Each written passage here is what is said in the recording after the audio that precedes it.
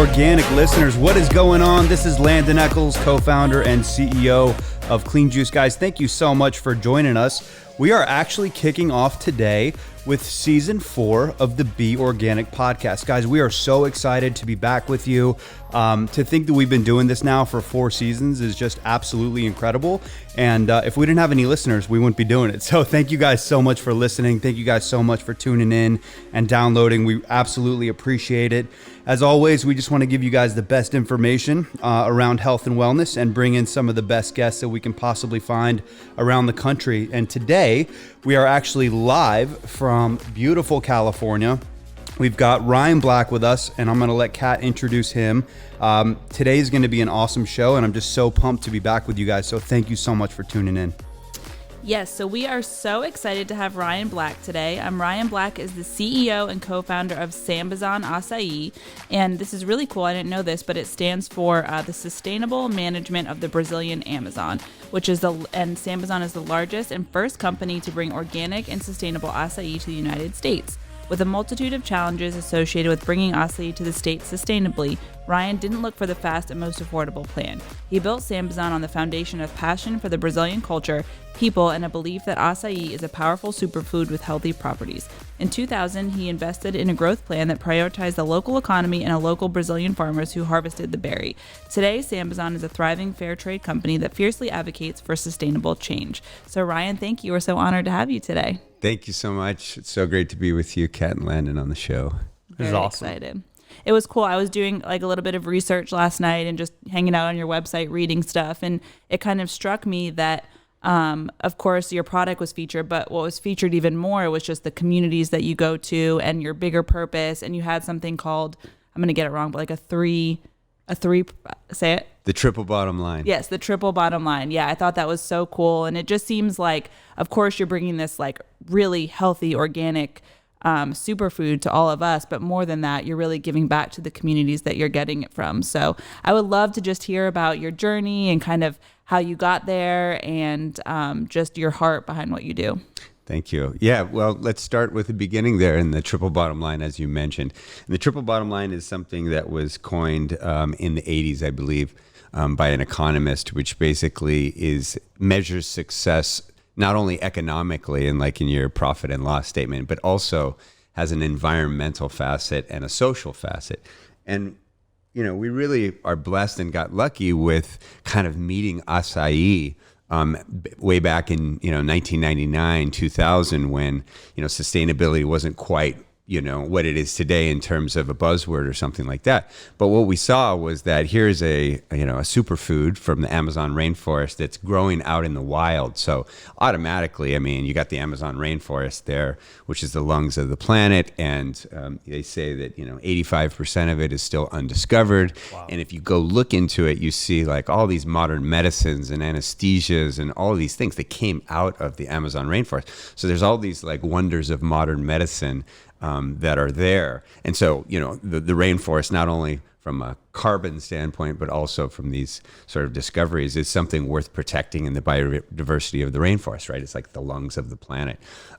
So we knew that, that was important. And then we could also see that the people of the Amazon rainforest, they all needed to, feed their families and, through some sort of healthy activities and jobs and stuff like that. And here you have acai, which is like this brand new coveted superfood. And what you don't have is like large agro businesses, right? So you have literally 1 million people living out in the rainforest, and, down on sort of the low poverty level.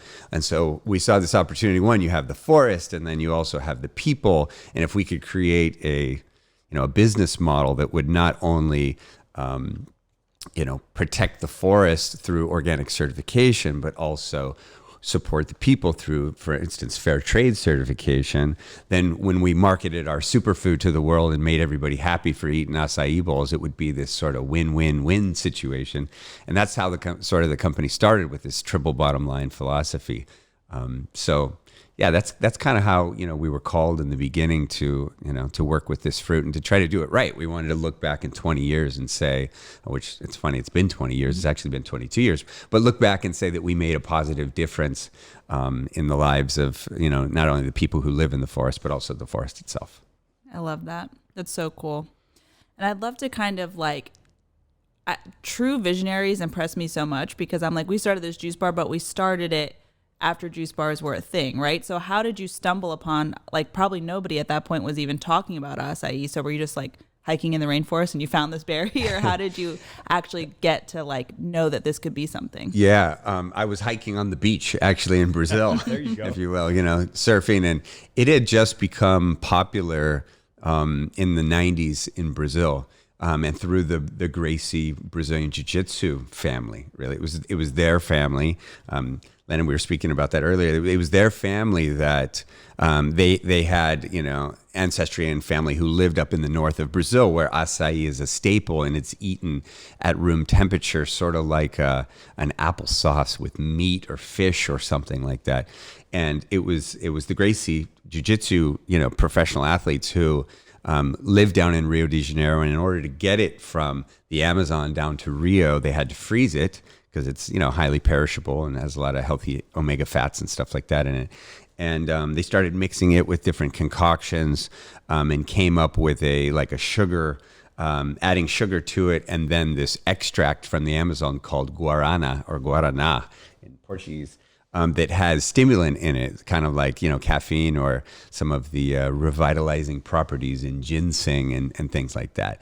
And the euphorins in chocolate. Guarana has all of those things. So they came up with this mix of the frozen acai with sugar and then this mix. And that concoction, which became known as an acai bowl, was being consumed in Rio de Janeiro by the jiu-jitsu fighters and the surfers and the healthy people, and it became like this cool pop culture thing. So when I stumbled upon it in 1999 on the beach, it had become the cool thing in Brazil, and so I thought to myself at the time I was still playing football, American football, and it was an athlete and was always looking for things to make myself bigger and stronger and faster and all those things over the years when I was training. And to have acai, I thought to myself, wow, not only does it taste fantastic, and it's light on your stomach, so you can, if you're going to go train or run a race or something, you don't go eat, steak and eggs. I mean, it's too heavy, right? This is light on your stomach. And that's why the jiu-jitsu guys liked it. And so consuming that, love the flavor, love the taste, love the way it made me feel. And that was the initial sort of draw to it. And I knew that my friends in California, who are also surfing, or they were athletes or just everyday people, we're going to love it as a meal replacement. And that's how it initially started. And then, over the coming year, that's when I started studying it and learning about the potential social and environmental significance. And that's where we ended up starting the company and starting it under the triple bottom line philosophy. That's so cool. Anybody who listens to the show knows how much I love jiu-jitsu, how, I practice jiu-jitsu. We've had, some UFC fighters who are black belts in jiu-jitsu on the show. But yeah, I think it's so cool, kind of full circle, like, back in kind of the early 2000s, these jiu-jitsu guys are eating acai, and now here we are, with Clean Juice. One of our biggest menu categories, right, is acai bowls. You mentioned something that I think is really important to kind of dive into, and that is that you guys source sustainably, but also organically, right? You guys were the first to bring an organic certified acai berry into the U.S. First, number one, how did you guys do that? And then number two, why was that so important to you to bring specifically around the organic piece? Yeah, great question. So, going back to, again, wanting to 20 years down the line, make sure that we were being an agent for change, for positive change in the forest, right? There didn't exist any standards. There didn't exist any certifications. This was just something that from the, for centuries, acai was just consumed deep in the Amazon rainforest sort of thing.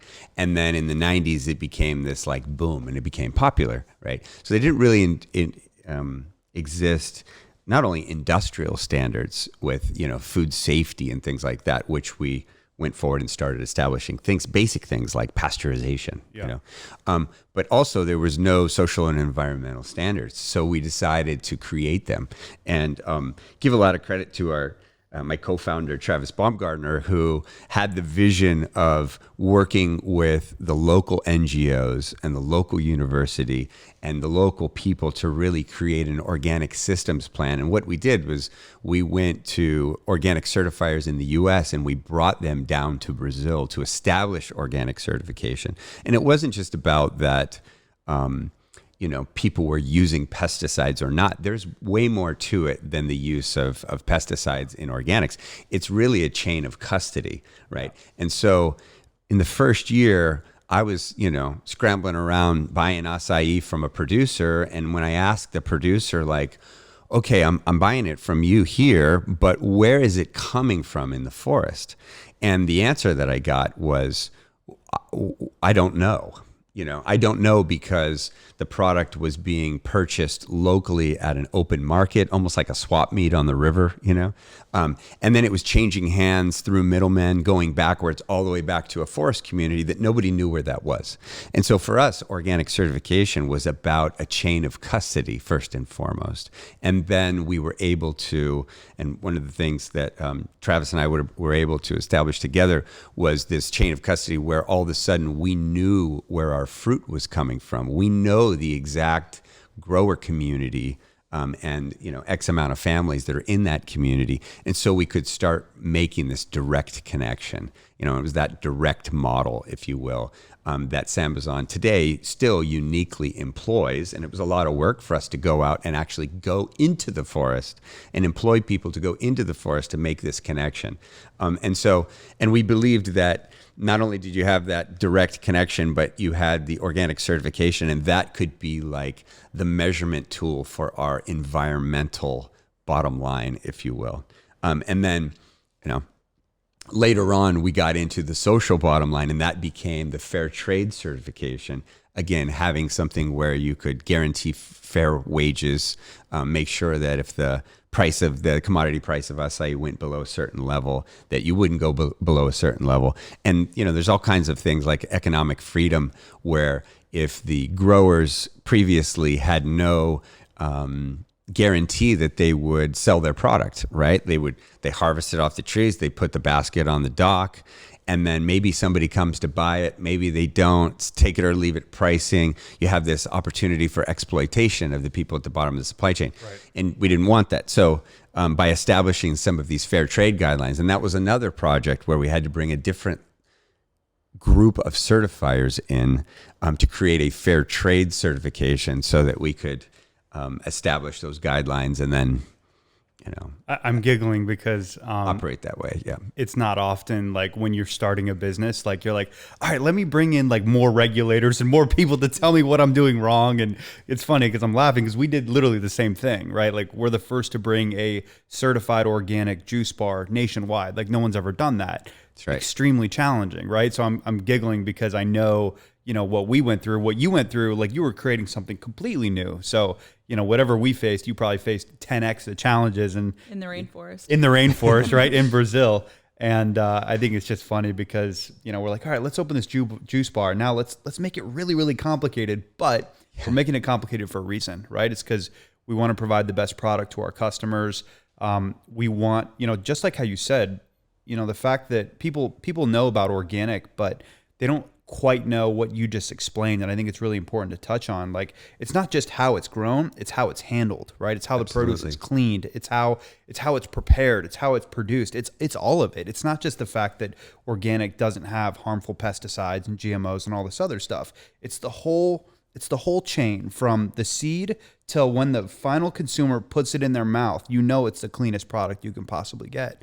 And I just think it's really cool and also funny that you guys kind of went through the same thing. We're like, yeah, let's make this even more challenging, right? Yeah, it's so absolutely. funny. Well, I think the same as you guys. We didn't start the business because, we were thinking about this was a great way to make money, or we were thinking about that this was the next best thing or anything like that. We did it because we thought we could, as social entrepreneurs, which you guys are as well, and we are, we could use our businesses to make positive change in the world, right? And so all of those efforts that you need to go through and those extra hoops and those extra things, they're all, afterthoughts. Yes. Of, the path that you're on. And people ask sometimes like, have you had to make trade-offs to be organic and stuff like that? I mean, not really, because if we weren't doing it that way, we wouldn't really be doing it all. Yes. So Same. Yeah. Absolutely.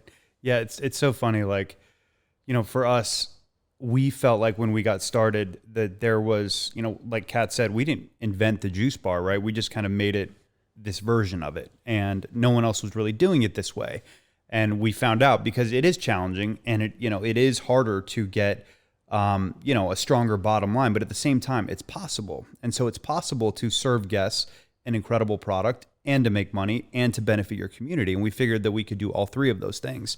So, it's funny. We don't have at least I haven't heard of the triple bottom line, but at the same time, we have a similar philosophy. It's like profits with purpose, right? We don't just want profits. We want to go out and, we don't want to trick our consumers into thinking that they're consuming something that's healthy when it's not. We found that there was a ton of that in this industry, unfortunately. We wanted to give them something where they look up on our menu board and they see, that it's a smoothie with acai and banana and almond milk and a little bit of honey, that those are the only ingredients that are in there, and that it's all organic and it's super clean, right? And it's the best that they can buy. And we just found that there were so many companies out there that were saying, hey, it's all these things, plus we're doing chemicals and all this other stuff that we're not putting on the menu board. So for us, there was a huge transparency piece around it. And, we just wanted to provide, kind of like you guys, the best product, and also know that where it came from, and, create that transparency with our guests and our consumers to create trust, right? And it all comes full circle. They trust us, so they come back and they buy more from us, right? They'll reward you for that because Yeah. you're true to it in the long run. And, entrepreneurship is hard, right? Yes. It's hard. But social entrepreneurship is even harder. You have to go extra miles, to deliver on that promise. But I think, as you're seeing in the success of Clean Juice, that people will reward you for that over the long term if you stay true to your values.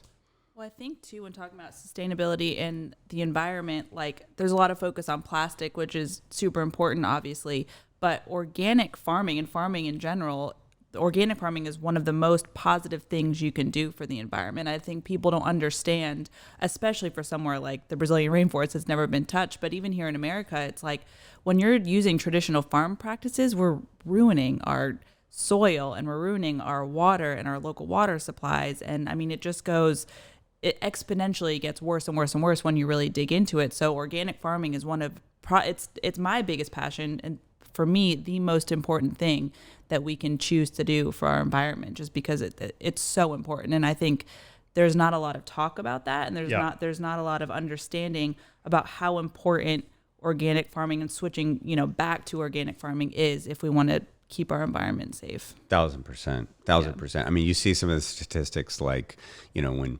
you mention plastic, right? And we think about plastic and we go, oh, the food that we, take out from the restaurant, or, the water bottles that we buy, or things like that. But there are plastics in, like, the biggest polluter of plastics, I believe, is industrial agriculture. Mm-hmm. It's also the biggest user of fossil fuels. It's also the biggest pollution and things like that. So yeah, organic, people say, going organic, it's similar in our facet that it's not just about whether or not you're using pesticides, which of course you don't want that in your family, or in your body, or your family's body. But what it's actually doing to our environment is like exponentially bigger. Yeah. People don't realize this, but when people think about pollution in the air, they think about cars, right? And they think about going electric, and there's obviously a big push for that, especially here in California, right? Yep. Which is totally understandable. But people don't understand that big ag, especially conventional big ag, puts the most small particles into the air way more than automobiles, right? It's like people just don't see that. And, for us, like, the fact that we are certified organic is making such an impact on the environment in such a positive way. And I get it. It's like the straws are important, the plastics are important, all of that's important, but it's like the way that we're farming here in the US is it's literally not sustainable, right? And the only way to change that is through an organic practice, through, a practice where, we're reducing the footprint, where, we're growing in a sustainable way. And for us, that's a big passion for us. Absolutely. And I think a lot of people out there too, they might think that they can't maybe trust the organic word or the organic label, which is absolutely not true. Like the people in the organic natural foods world who developed these laws together with the government over decades, and then finally the government put like a law in place. You're either organic or you're everything else, right? So it's really important. It's, demand organic out there, look for it. Don't think that when you see it that it might not be legit. Like it is. Oh yeah, it's I know very what legit. We have to go through just on like just as a retail establishment on the tail end, not even as like a grower or producer. Like we have to keep track of everything, and they literally track, every single batch of juice that we make and every single like order that comes in and out. I mean, it's insane. It's a ton of work. So when people say that to me, I'm like, I can just promise you it's not, because of how much tracking and how much inspecting and all that goes on to make things organic. They'll take a juice off of our shelf and they'll say, okay, you have organic carrots in here. Show me when they came in. Show me where they came from. Show me the certificate. Show me how long they were in your store, right? Like, and this is just one juice on the shelf, just an example of the scrutiny that we have to go through to be a certified organic restaurant. I don't think people quite understand, and that's what we're here for. We're here to educate them and to teach them, around all of these things, because, again, why are we doing this? Because we want to serve them the best possible product, right? So you're absolutely right. The chain of command, I think, as you put it, is absolutely there, and it's scrutinized for a great reason. So I want to, I guess, backtrack a little bit, and just maybe someone that's never even heard of acai. Let's talk about what is acai. Great. And what are your favorite health benefits about it? Sure. So acai, first and foremost, is a palm tree that grows wild in the Amazon rainforest right near the riverbanks. It also, fun fact, is the tree that produces the majority of heart of palm in the world. So people that are eating heart of palm in salads and stuff like that, most of that comes from the acai tree in Brazil. Yeah. And it's, the technical term is actually a drupe on a palm tree.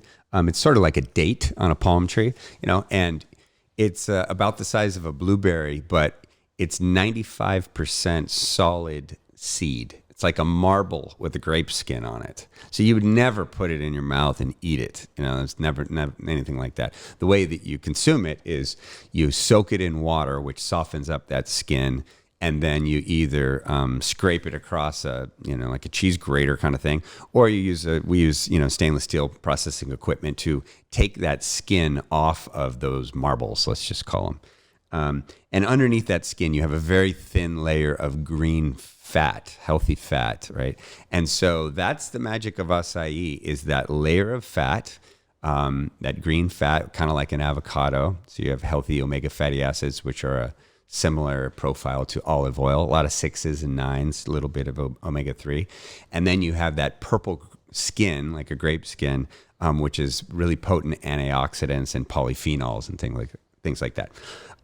I know that there's two very popular diets in the world that you guys, as listeners, may have heard of. One is the Mediterranean diet, which has to do with all of the wine, I think it is. Sometimes I get these messed up, but it has to do with all the wine that you can drink, all the antioxidants. And then the other one is called the French paradox, which is the olive oil.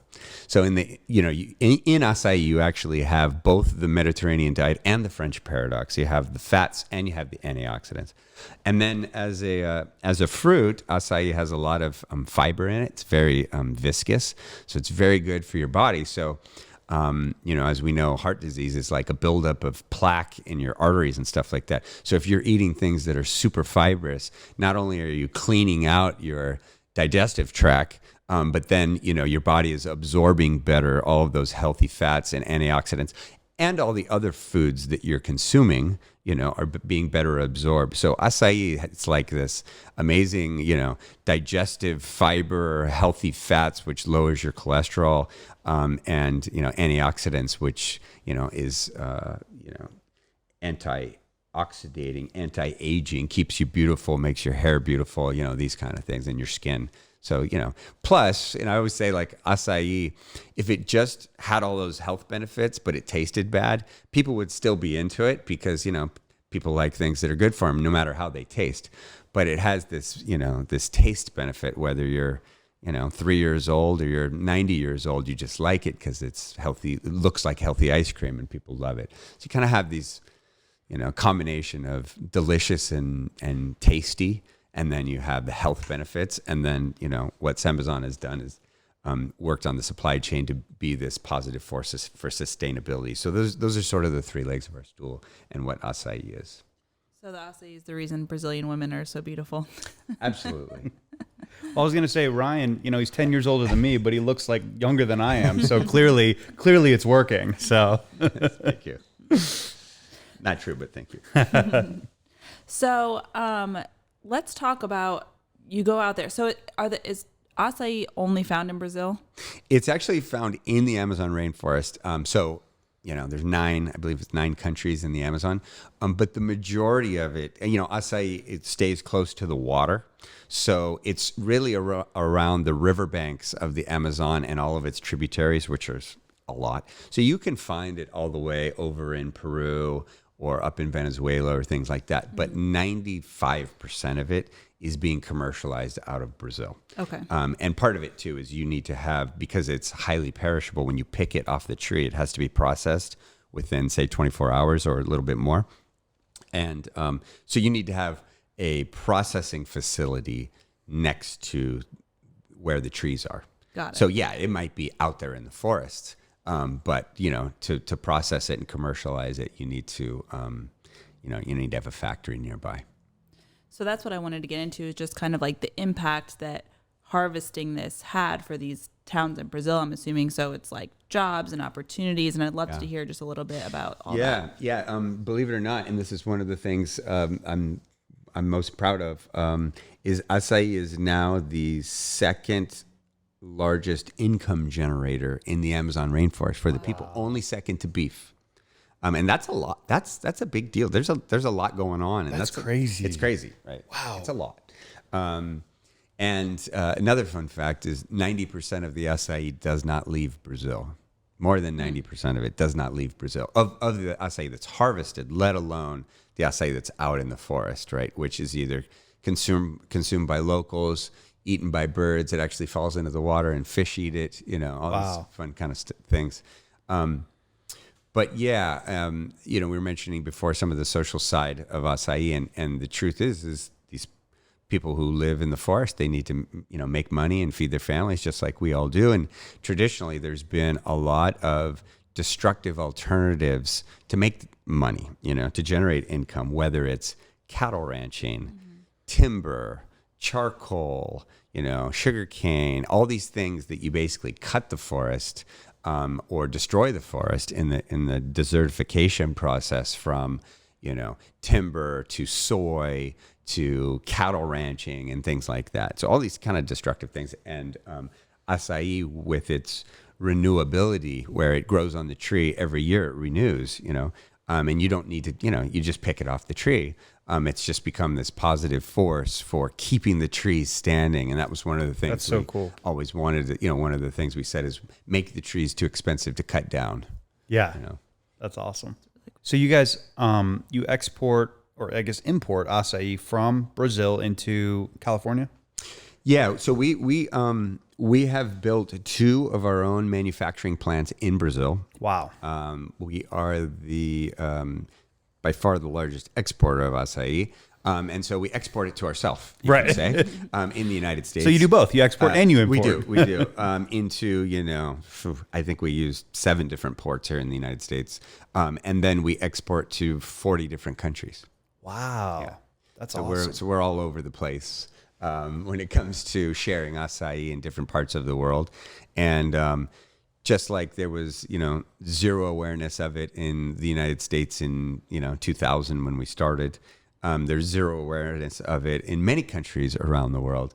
And so it's this interesting sort of game of sampling and marketing and introducing people to it. And, it's one of those things, because it tastes good. It's one of those things that if you can sample it and put it in somebody's mouth, then they become a customer. Yeah, fans or a quickly. fan. Yeah. Yeah. Mm-hmm. So, for folks who are listening who haven't, maybe seen your products before, maybe they just haven't known to look, right? Where can they find SAMBAZON products, and what can they look for? Sure. So we operate in two sort of main channels. One is the supermarkets.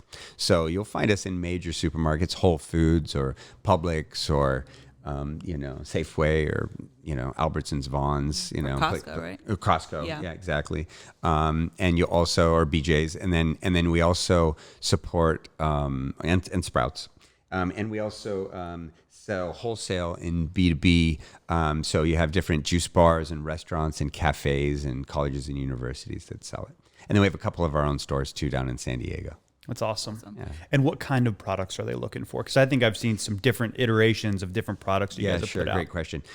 We are mainly in the supermarkets in two different places. One is the frozen section. So in your frozen fruit, you can buy the acai packets. We call them the superfruit packs to make smoothies at home. Yep. We have them. I forgot to mention in our when we're talking about the nutrition of acai, the main thing is acai has zero sugar.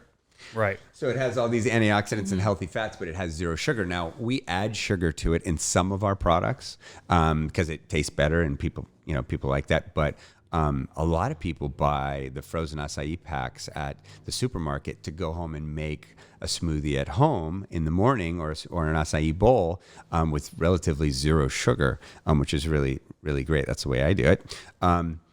And we also, I was mentioning, you can find us in the frozen fruit section, and you can also now find ready-to-eat acai bowls that we just launched in the last year or so in a 100% plant-based package, which is really cool. So you just open it up and dig in. It's got a little sidecar for either granola or coconut or things like that. And then the other part of the store that you can find us is in the juice section, where we sell acai juice. And you can find that at major supermarkets and Costco and places like that. That's awesome. Yeah, it's funny. The packs from Costco are on my auto order, so they're always in our freezer. I was gonna say yeah, they're in we our make freezer. Smoothies at home all the time. Yep. And that's something I love to. When I talk to people like you that are healthy and busy and entrepreneurial, and you have so much going on. I love to just kind of hear a little bit about your daily lifestyle, just because I think it's so interesting. And I think there's so many thoughts on health and so many different things that you can do for health. Like, Landon does jiu-jitsu and we're into sauning and we have red light. We have all these different things. So I'd love to just hear kind of about your daily diet and then maybe any other cool things that you do for your healthy lifestyle, just to spark any ideas. Absolutely. Well, I love making an acai smoothie or bowl in the morning, and as I was mentioning, I use the unsweetened packs. I typically use a banana and some unsweetened, either almond milk or peanut butter or something like that. And so you're getting all that fruit, all those antioxidants, but you're not getting sugar, right? So that's a nice way to start things. And I'm it's not like I avoid sugar completely. I don't. I can't say that I do. But I just try to stick to whole foods, organic foods, real foods, and stay away from, I stopped, drinking soda and stuff like that when I think I was 15 or something. So, I just try to be, as an athlete growing up, just always, try to treat my body as a temple, if you will. And then as far as activities and things like that, I guess just growing up and playing football and stuff, I'm a runner. So I still run. I still, try to get out there. And I think just get out and sweating is, important. And also, it gives you it gives you the cardio as well. I do like Pilates and a little bit of yoga and things like that. But I also find that I need to get out and run and get my heart rate up and things like that. And living right by the beach in Southern California, surfing and the ocean is right there too. So that's always really nice to experience. Never had a bad day out there surfing. I always feel rejuvenated and energized by the ocean. So that's really and it's nice. a heck of a workout. It's a great workout. People who have never surfed before, you get out there, you think it's gonna be so easy. You are dead after 10 minutes if you don't know what you're doing. Yeah, you gotta practice a little bit. Yeah. They say it takes 100 days to learn how to surf. Yeah. So just get out there, Keep going, get on it. Yeah. And it's kind of like running a it's like playing soccer or something without being able to run. Yeah. You get out with the paddling and surfing. You learn real quick, like, oh my gosh, I need to get in like a paddle shape to be able to actually do this sport. That's kind of what it comes down to. Yep. But yeah, those are, just try to rest and, not work too hard, which I do. Awesome. Well, where can our listeners find more information about your product, whether it's your website, Instagram, all that kind of stuff? Yeah, SAMBAZON.com is a great source of information, and we have a newsletter that's pretty awesome that sends out, nice information and recipes and all kinds of things so you can make product for yourself or make acai bowls for your family or something like that. And then, of course, we're on the traditional channels of the Instagram and Facebook and Twitter and all that fun stuff. TikTok. Yeah, like I said, I was on your website last night, and there's definitely a lot of interesting information on there and blog posts. And I was reading like a study that y'all had done about your positive impact in the rainforest. So there's a lot of good information. So I just encourage everyone to head over there and read more about you. And we're just really grateful that we got this time with you today, and you're inspirational. And I love your mission and what you and your co-founders have done to bring acai to all of us. So thank you. Thank you so much. It's also inspiring to see what you guys are doing out there, and it's not easy to hold that standard and that line of an organic establishment. And there's a reason people haven't gone through the hard work to do it before. So congratulations and keep up the good work. Thank you. Thanks, Ryan. And thanks so much for joining our show. Appreciate you, man.